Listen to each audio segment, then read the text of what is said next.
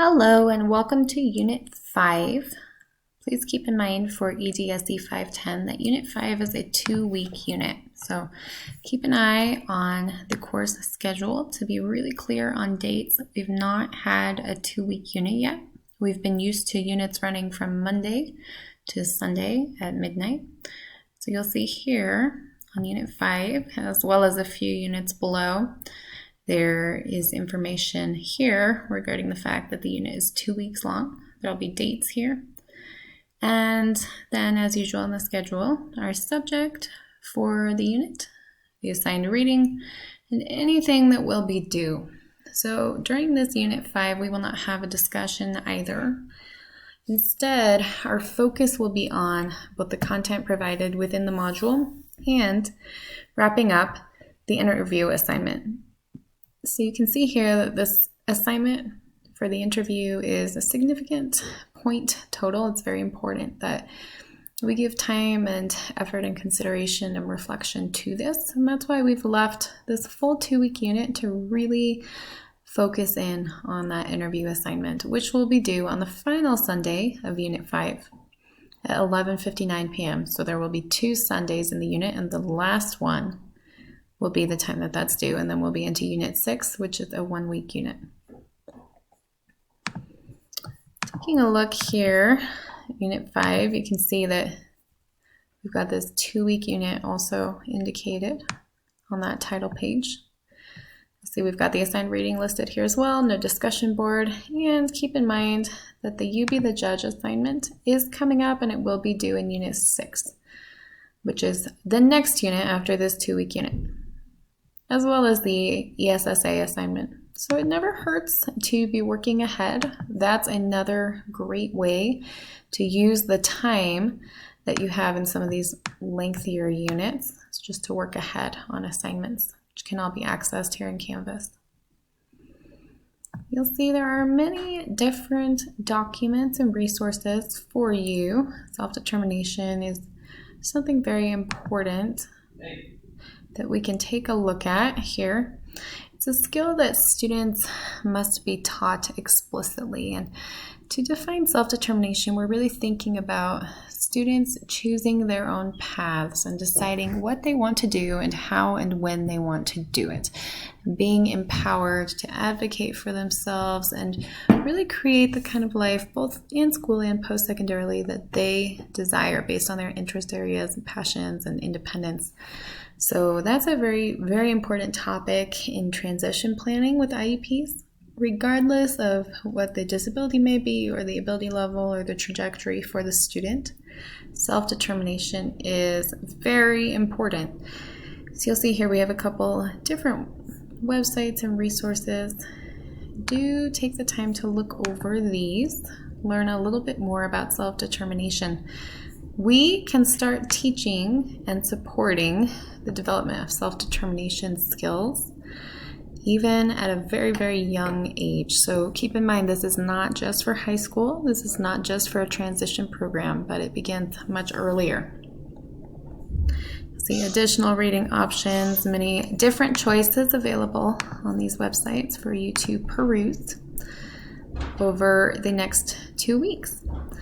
And there is a PowerPoint here in alignment with Turnbull reading. And this PowerPoint focuses on the general ed curriculum with universal design for learning and inclusion. So we won't go through the whole PowerPoint here. There is a case study. I'm just going to take a look at some of the main ideas right now. So we're thinking about students with disabilities participating in the general education curriculum and showing progress, and really aligning to those state standards, whether those may be the extended evidence outcomes or the general education state standards. It's very important that we tie our IEP goals to state standards, just as we discussed last week. Keep in mind, we're looking at those academic content standards, and we're setting goals for the students that are realistic within their zone of proximal development based on the baseline measures that we have taken. And we're creating a trajectory for growth, which we will then continue to progress monitor when we're looking at data for those IEP goals. And that progress monitoring with fidelity is very important. It can be tricky to avoid getting caught up in the pace and allowing oneself to fall behind on progress monitoring when many other assignments or tasks seem to be getting in the way. But that data is really foundational and fundamental, so it's very important getting started in the practice that a system is set up for progress monitoring, and that we've really got that going, got a spreadsheet or whatever is best for you in the way that you like to compile data. We just really need something sustainable that won't be recreating the wheel each time we do it. We've got more information here on the standards and the IEPs. Here's information about accommodations for assessments, and this does cause us to think about universal design for learning. Universal design for learning is the idea of multiple modes of expression, multiple modes of instruction and access. It's all about the concept that learning can be created and accessed and demonstrated in many different ways. It does not just need to look one way, but there can be many forms. And one form may work better for one student than another, or on one day, one form may work better with a student than another form on another day for that student. So it really does allow for changes in the presentation, for instance, video versus verbal versus written versus visual or artistic.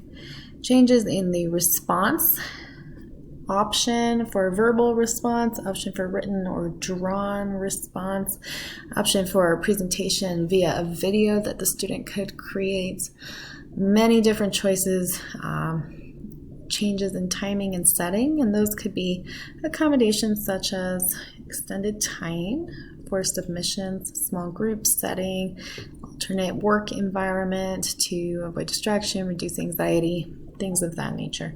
And these can be used for assessments in school and then can also be transferred as applicable or appropriate onto standardized testing for students as long as they've been making use of that accommodation through their IEP in school classes.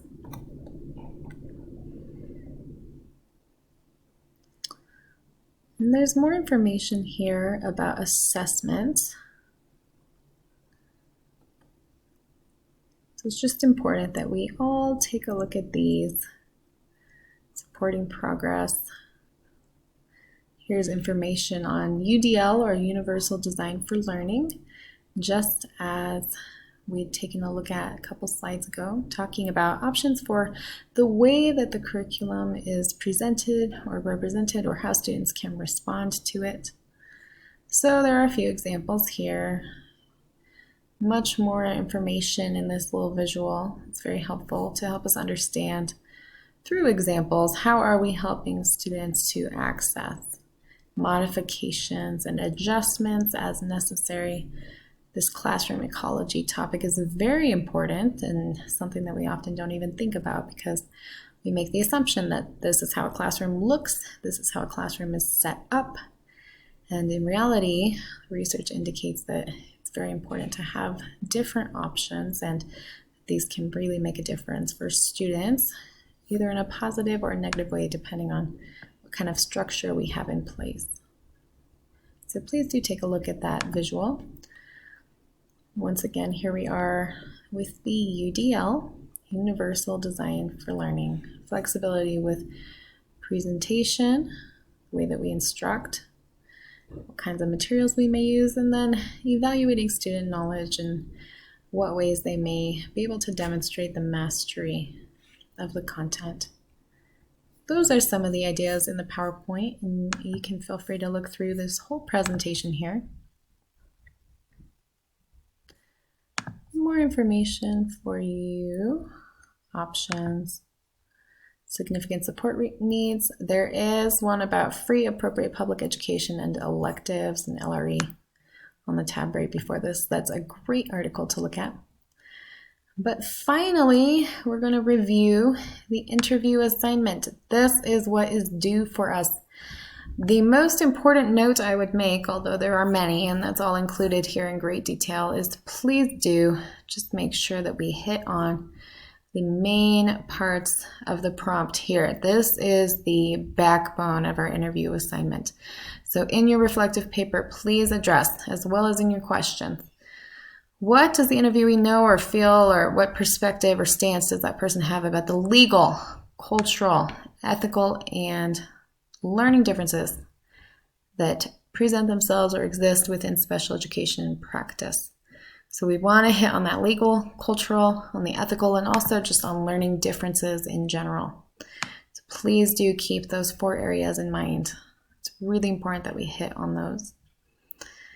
And also, we're always evaluating based on the rubric. So please do go through that rubric as you prepare. And that'll be it for Unit 5, 2-week unit. I look forward to reviewing your submissions. Please do reach out with any questions.